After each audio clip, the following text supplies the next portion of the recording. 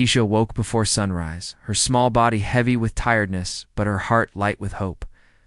The worn alarm clock on her bedside table ticked quietly, its single hand inching toward 5 o'clock. She sat up on the narrow mattress, careful not to wake her grandmother, and stretched her aching arms. The thin blanket offered little warmth against the morning chill, but Keisha didn't linger under its thin fabric.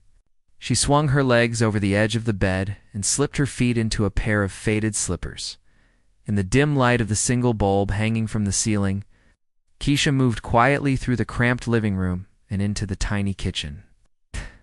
The peeling paint on the walls was a pale witness to better times. She filled a battered tin kettle with water from a chipped sink and set it on the stove.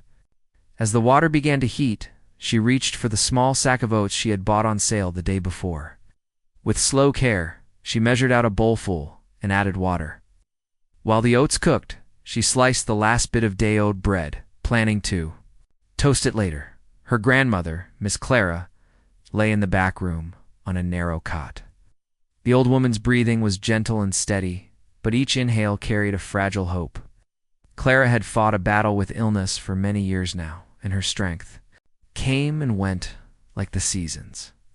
Keisha closed her eyes for a moment and thought of the grandmother who had taught her to read by candlelight and had whispered stories of courage when the world felt unkind.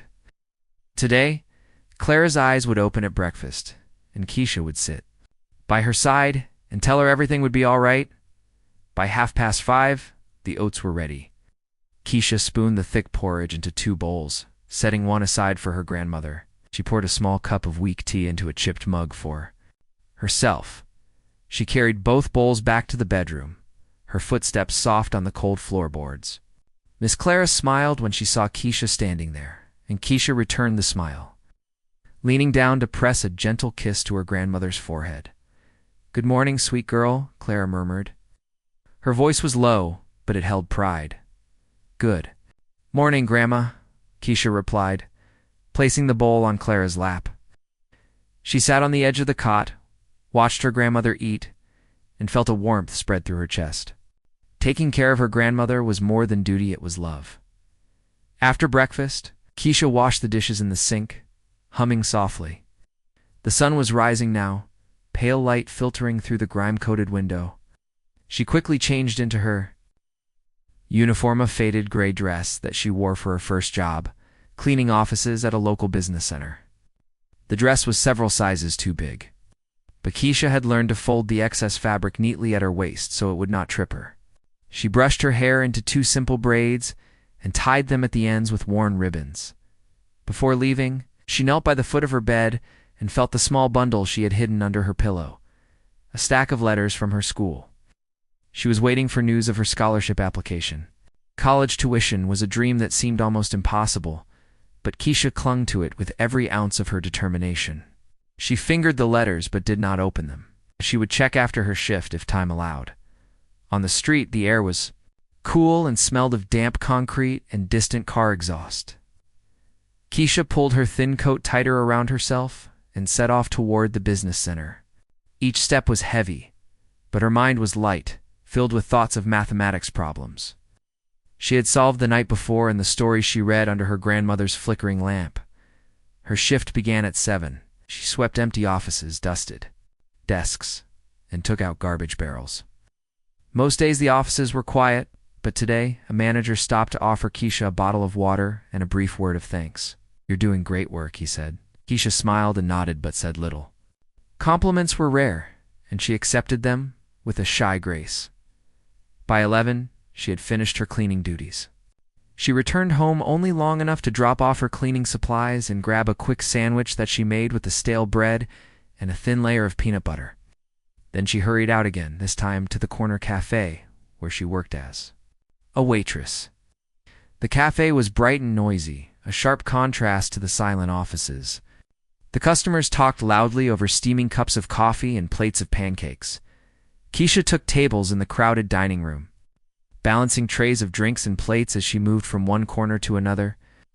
She refilled coffee cups with practiced ease and memorized orders in seconds.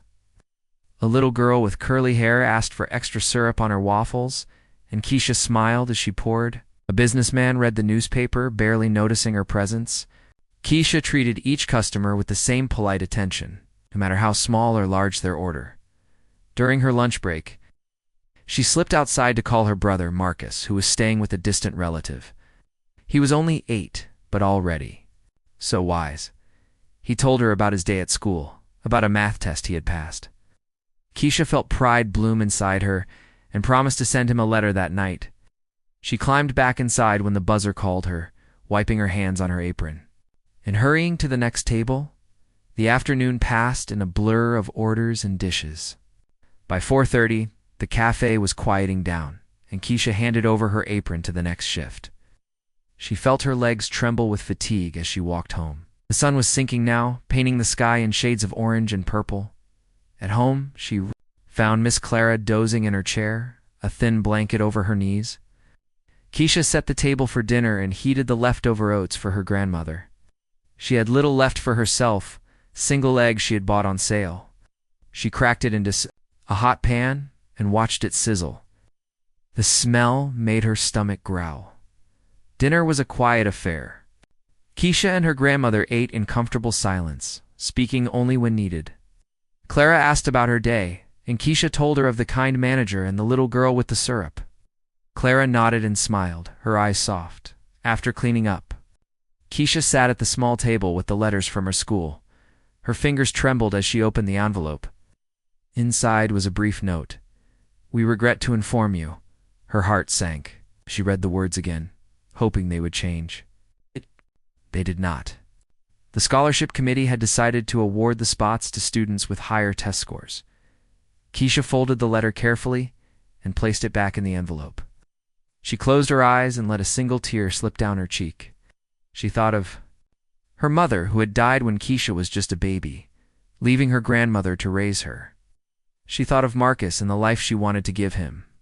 She thought of the long road ahead, but in that moment of sorrow, she remembered her grandmother's voice.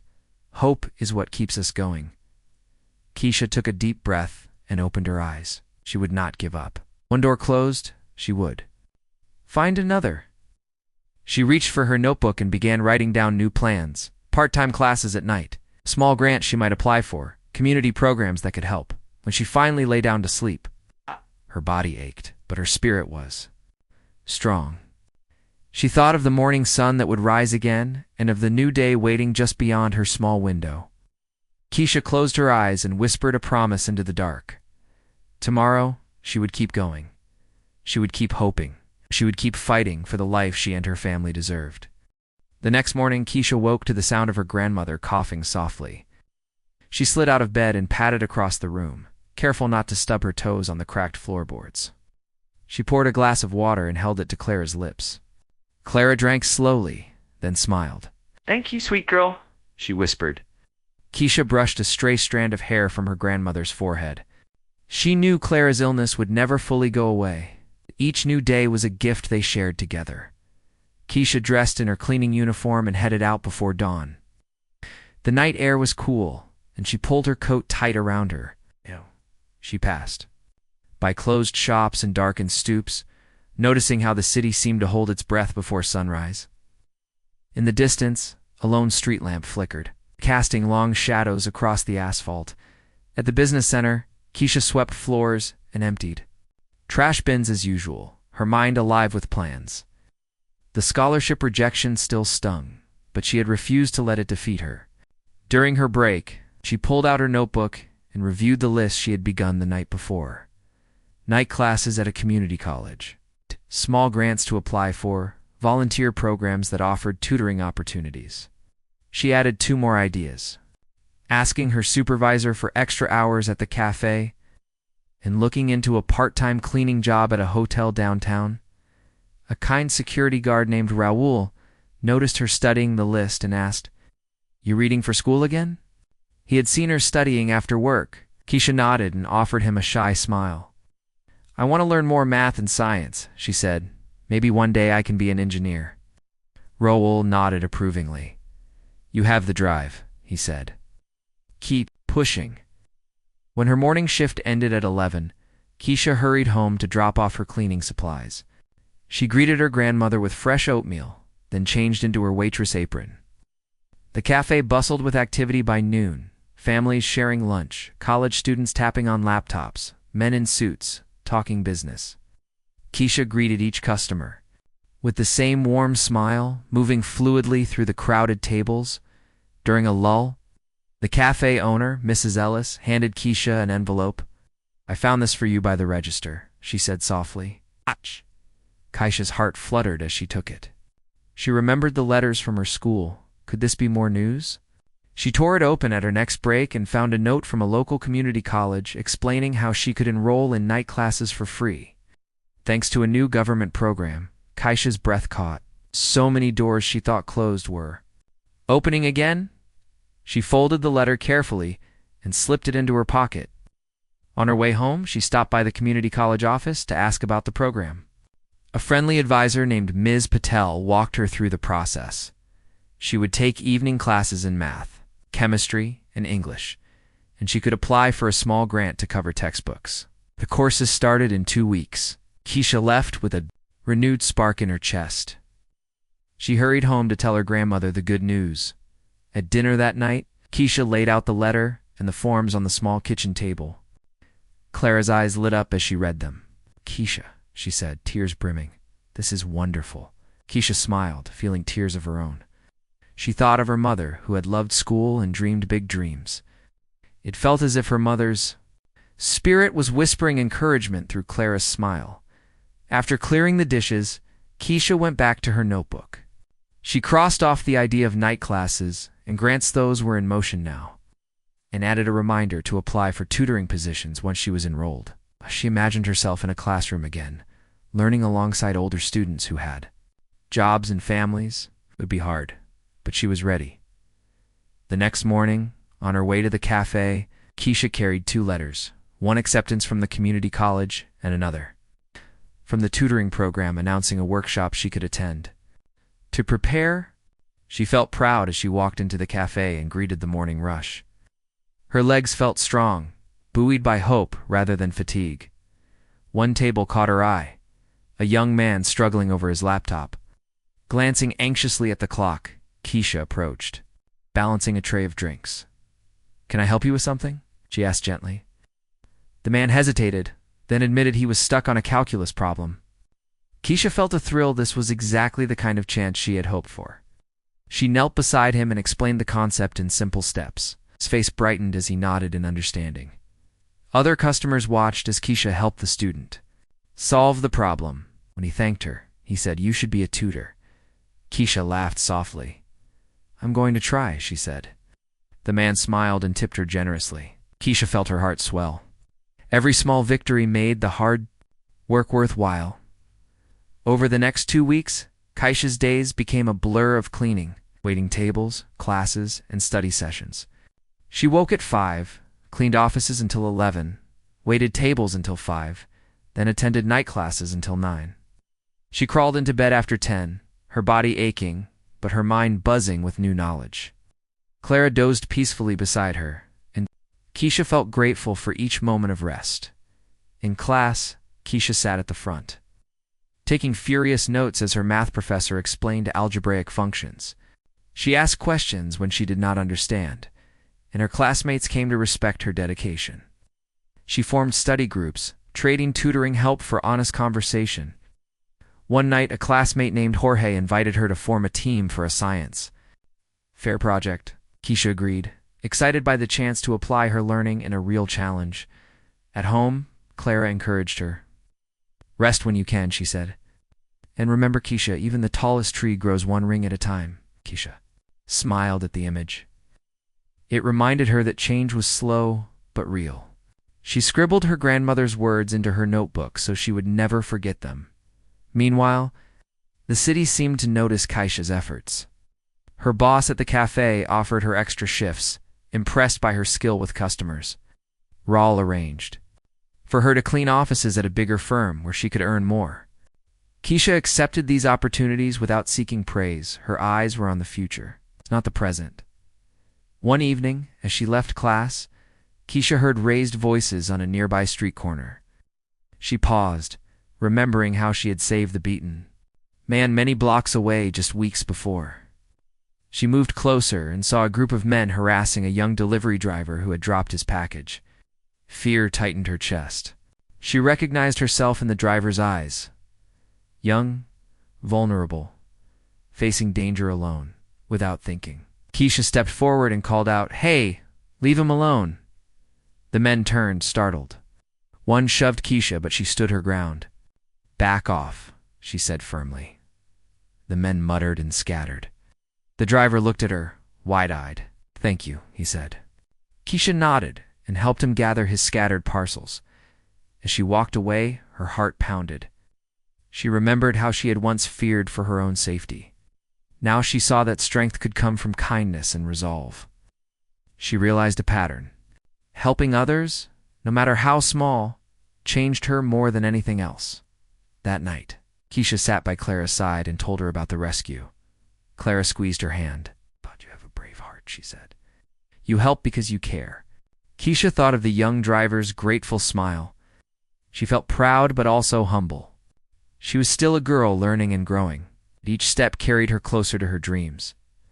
As she prepared for bed, Keisha checked her notebook. The list now had check marks beside night classes, tutoring workshops, extra shifts, and new study. Group plans. She added 2 more items.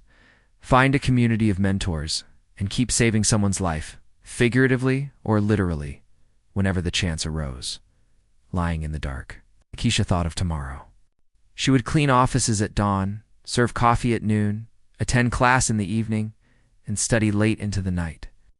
Her body would be tired, but her spirit would run on hope. She thought of Clara's words, of Rawls' encouragement, and of the scholarships yet to come. She closed her eyes with a smile, ready to face another day of hard work, of learning, and of small acts of courage that Keisha left her last class feeling both tired and proud. Night had fallen, and the streetlights glowed like golden candles against the dark sky. She walked with her books pressed tight against her chest, her backpack heavy on her shoulders. Echo of her steps bounced off building walls as she passed closed shops and empty benches. Each block she crossed reminded her of all the mornings and afternoons she had spent working and studying to get this far. When she reached the corner, where she usually caught her bus, she paused. A narrow alley ran beside the station, and Keisha thought it might be quicker to cut through. She hesitated. She had learned to trust her instincts about danger, but the cold wind drove her forward. She tucked her books under one arm and stepped into the alley, her heart beating a little faster. Halfway down, she heard a low groan. She froze and listened. The sound came again, faint and shaky. Keisha's breath caught. She crept closer to the source of the noise, keeping her body pressed along the brick wall. Round a bend, she saw a man lying on the ground. His suit coat was torn, and his shirt soaked with dark red stains. He lay face down in a pool of his own blood. 2 figures had run off into the night, leaving him alone and badly hurt. Keisha's stomach lurched, but her feet moved on there. She knelt beside him and gently turned his head. His face was pale, and his eyes fluttered open for a moment. He tried to speak, but only a weak whisper came out. "Help me," he said. Keisha swallowed hard. She did not know who he was, but she felt a fierce surge of care fill her chest. She pulled out her phone and dialed for an ambulance. Her fingers trembled, but she spoke clearly, giving the operator their location. "Oh?" Then she searched her backpack. For the small first aid kit she kept for emergencies. With shaking hands, she tore open a bandage and pressed it over the deepest cut on the man's arm. The wound would not stop bleeding, but the bandage slowed the flow enough to help. The man's hand brushed hers. Keisha looked into his eyes. He recognized her kindness even in his pain. "Thank you," he whispered. She squeezed his hand and said, "Stay with me, it's okay. Help is coming." Her voice was calm, even though her heart beat like a drum. When the wail of sirens drew close, Keisha stood up and stepped back, letting 2 paramedics rush in. They worked quickly, checking the man's pulse, wrapping his wounds, loading him onto a stretcher. Keisha watched until they closed the ambulance doors. Then she turned and hurried away, leaving no trace that she had been there except for a single white bandage on the man's arm. The next morning, Keisha woke before her alarm. her body stiff but her mind buzzing. She grabbed her phone and scrolled through the news apps she had saved for emergencies. Headlines glared at her. Billionaire philanthropist beaten in late night. Attack anonymous hero saves tycoon in shadowy alley. She clicked on the story. A fuzzy security camera image showed a figure lifting the injured man. Keisha's heart skipped a beat. That was her silhouette in the glow of a single streetlight. Comments under the article praised the mysterious Good Samaritan. Some called her brave. Others said she was an angel sent from heaven. Keisha closed her eyes and shook her head. She wasn't an angel. She was just a girl who saw someone in need and did what she felt she had to do. No one knew her name. And maybe that was the way she liked it. Later at the cafe, Mrs. Ellis handed her a bottle of water. "You look pale, dear," she said. "Sure you eat something." Keisha nodded and wiped her forehead. She thought of the man in the alley, wondering if he would be okay. She thought of her grandmother, waiting for her breakfast. She thought of her classes, her long nights of study, her dreams of becoming an engineer. And she felt something new stir inside her, the idea that her own life could change in an instant, just as she had helped change someone else's. As the day moved on, Keisha returned to her routines, cleaning offices, helping customers, taking notes in her classes. But her heart carried a secret warmth. She could not forget the man's whispered, "Thank you," or the fear in his eyes.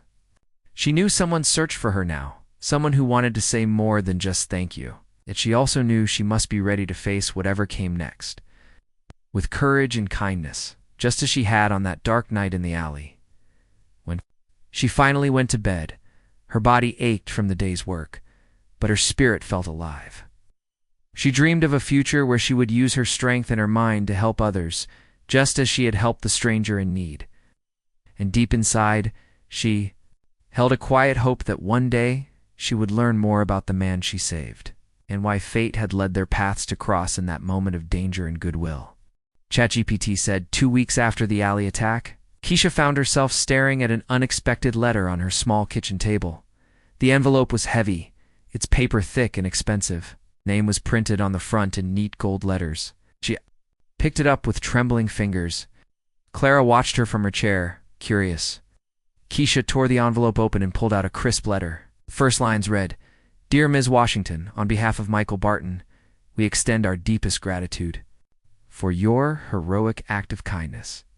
In recognition of your courage, Mr. Barton would like to offer you a full scholarship to the private academy of your choice, as well as an annual stipend to support your studies. Please meet with our representative at the Barton Foundation offices."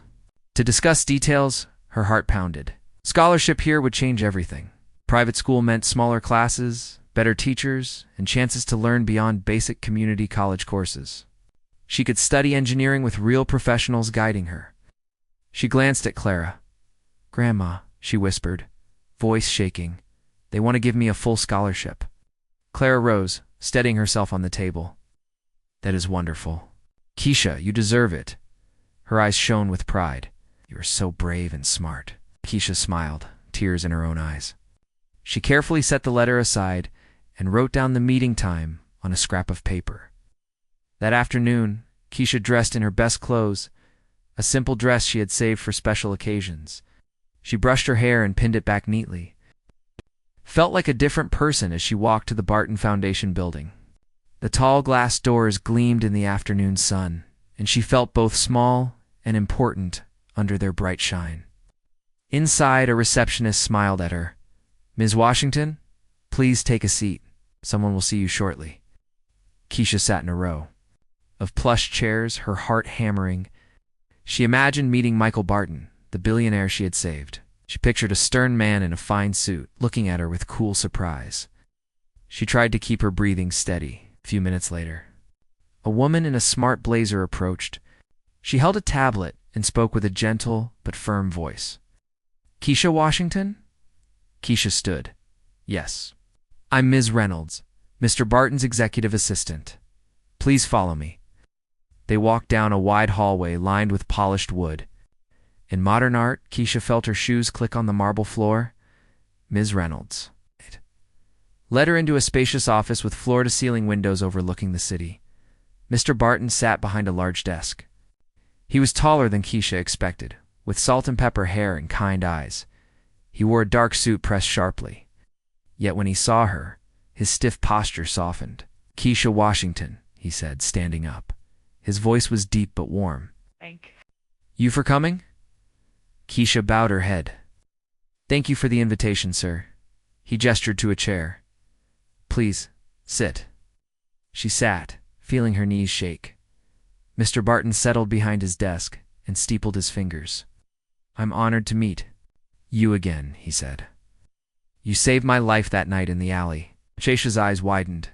You remember me?" He nodded. "I do. Your courage and quick thinking kept me alive. I owe you more than gratitude." Keisha swallowed. "I just did what anyone would do." He smiled gently. "Not everyone would have run toward danger that night, you did? I want to help you achieve your dreams." Keisha looked down at her hands. "I appreciate that, sir, but I have a job and night classes. I'm not sure I can just leave." He leaned forward. "Consider this scholarship a way for you to build a future. I will cover your tuition, your books, even housing if needed." A swirl of emotions rose in Keisha: gratitude, disbelief, and something she could not name. She took a deep breath. "Thank you," she said softly. Miss Reynolds handed her papers. These outline the scholarship details. Take your time to read them. If you have questions, we are here to help. Keisha nodded and slid the documents into her bag. She stood. To leave, Mr. Barton stood as well. "Before you go," he said, "there is something else you should know." She paused at the door. Her heart skipped. He opened a drawer and took out a photograph. He held it out to her. In the photo was a young woman holding a baby. She was beautiful, with warm eyes and kind smile. Standing beside her was a man in a suit, Michael Barton himself. "This is your mother," he said. Keisha's breath caught. She had never seen her mother's face. She had always wondered what she looked like. "You were born the year this photo was taken," Michael continued. "I did not know she was pregnant at the time. After your birth, your mother, my college friend, decided to raise you with her sister. She thought it would be best if I kept my business life separate." Keisha's eyes filled with tears. Her mind raced. You're my father." He stepped forward. "Yes, I have watched over you from afar, ensuring you had what you needed. But I did not know where to find you until that night. Fate brought us together." Keisha shook her head, trying to make sense of it all. "Why now? Why didn't you look sooner?" He sighed, his soft voice heavy. "I was young, unprepared for fatherhood. I made mistakes.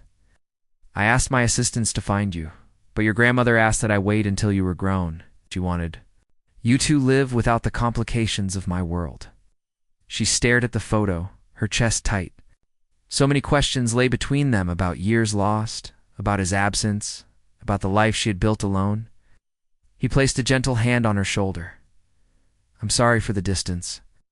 I know I can't change the past, but I hope we can build something now." Keisha felt an ache not only for what she had suffered, but for the chance to know him. Her life had been filled with struggle and determination. Now, a new path stretched before her, one she had never imagined. She met his eyes. "I need time," she said. He nodded. "Take all the time you need. Scholarship stands, and my door is always open." After she left the building, Keisha walked slowly down the busy street. The city buzzed around her, but her mind was quiet as she turned the photo over and over in her hands. Her father, the man she had saved, the man she barely knew. That evening, she returned home and found Clara reading in her chair. Keisha sat beside her and took her grandmother's hand. Yes. "Grandma," she whispered. Clara looked up, concerned. In her eyes, "I met Mr. Barton today," Keisha said. "He's offering me a scholarship." Clara's eyes widened. "That is wonderful." Keisha took a deep breath. He also said he is my father." Clara's hand tightened around hers. Her voice was gentle. "I always knew he would come back when the time was right." Tears welled in Keisha's eyes. "I don't know what to feel." Clara guided her to lean against her. "It's okay to feel many things, anger, confusion, hope. Just remember your strength comes from within." Keisha nodded against her grandmother's shoulder. She felt tired, as if she had run a marathon of emotion. Weariness lay a spark of something new possibility. That night, she unpacked the photograph and the scholarship papers on her small table. She looked at the smiling woman her mother and the young man who would become her father. She thought of her own life, her work, her studies, her hopes for Marcus and Clara. She realized that this new chapter would be hard. She would have to learn to trust again. She would have to face the man who had both abandoned and saved her. But she also realized she was ready. She had faced fear in the alley, hunger in the night, disappointment in the rejection letter, and still she had gone on. Now she would face the question of family with the same courage. Keisha closed her eyes and whispered into the dark, "Tomorrow, I will talk to him. I will ask my questions. And I will decide what comes next." She turned off the light and lay down, her heart heavy with questions but also full of hope that, at last, she might find the family she had always deserved. Keisha woke before sunrise, her mind racing with thoughts of yesterday's meeting. She lay in bed for a moment, feeling the weight of new beginnings on her chest. Her grandmother's words echoed in her mind. Strength grows one ring at a time. She slipped out of bed and dressed quietly, so as not to wake Clara. In the small kitchen, she poured a glass of water and stared out the window at the pale light of dawn. Today she would call Michael Barton and ask to talk, to learn more about the man who was both stranger and father. She sat at the table with her notebook open. On one side she wrote questions. Why did you wait? What did you know of my life? On the other side she wrote hopes, to find a place to belong, to build a partnership. Her pen hovered over the page as she tried to find the right words. She picked up her phone and dialed the number Ms. Reynolds had given her. Her heart pounded as the line rang. When someone answered, she spoke clearly. "This is Kesha Washington. I'd like to talk with Mr. Barton, please." A warm voice invited her to wait a moment. Then Michael came on the line. His greeting was gentle. "Good morning, Keisha. Thank you for calling." She took a deep breath. "Good morning, sir," she said. "I have questions. I want to understand why you were absent for so long." He responded with quiet humility. "I understand. I was unprepared, and I regret the years I lost. I want to answer whatever you ask, if you're willing to hear my truth." His words felt sincere, and she felt a cautious hope bloom inside her. They agreed to meet in a nearby park at noon. Keisha arrived early, her steps slow on the gravel path. The park was quiet, with only a few early joggers and a couple walking. A dog. She sat on a bench under a large oak tree and smoothed the fabric of her dress. She watched the clock until Michael approached. He walked toward her with measured steps, dressed in simple clothes instead of his usual suit. His eyes held a mix of nervousness and resolve. He sat beside her and offered a small smile. "Thank you for meeting me here," he said. Keisha nodded. "I need to know why you never reached out after I was born," she began, her voice steady. Michael took a moment, looking at the grass. "When your mother told me she was pregnant, I was young and scared. I had dreams of building a company, not of becoming a father. When she asked me to step back, I agreed, thinking it best for you. Then we both lost touch. I tried to find you, but your grandmother asked me to wait until you were grown." Words were simple, but they carried the weight of regret. Keisha looked away, tears brimming. Part of her wanted to be angry. Another part just wanted to understand. "I felt abandoned," she said softly. "I worked so hard alone. I needed you then." Michael nodded, his eyes moist. "I know. I'm sorry. I missed your milestones." "First steps? Your first day of school?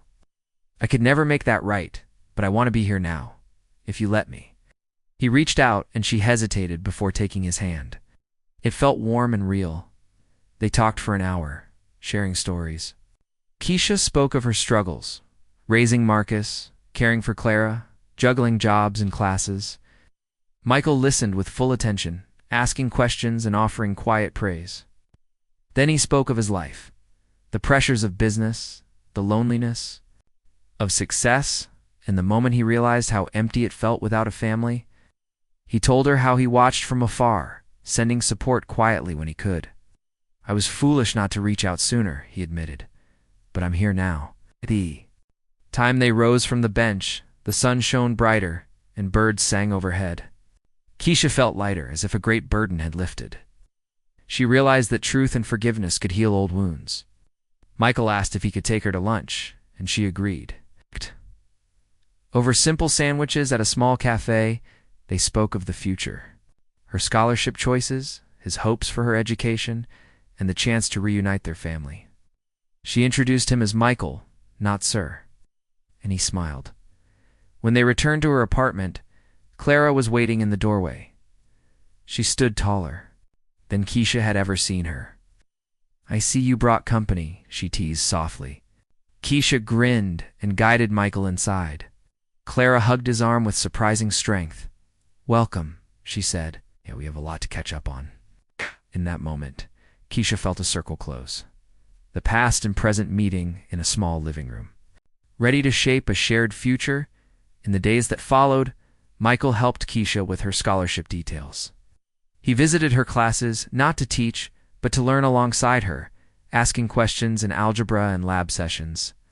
He sat in the back of the lecture hall, proud as she answered the professor's questions. He brought books for her and for Marcus, who looked at him with wide eyes. Keisha watched them together and felt hope for the family she had longed for all her life. On the day Keisha officially accepted the scholarship, Michael walked her to her first class at the private academy. He held her hand as they approached the stately building. She turned to him and whispered, "Thank you for everything." He hugged her gently. "Thank you for giving me a second chance," he replied. She stepped through the doors ready for new lessons, new challenges, and a life filled with both hard work and the warmth of her father's belief in her.